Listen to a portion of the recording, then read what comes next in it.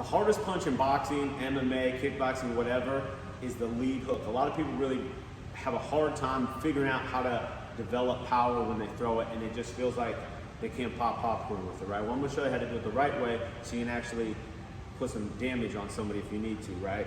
Throw it with a little power. So the first thing is, all the power is coming from your foot and your hip.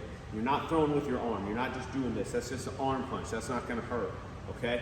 What you're doing is you're using your whole body. I'm starting by rotating my foot, pulling my shoulder back, and throwing my hip through right there. So without even throwing the punch, it should look like this, right?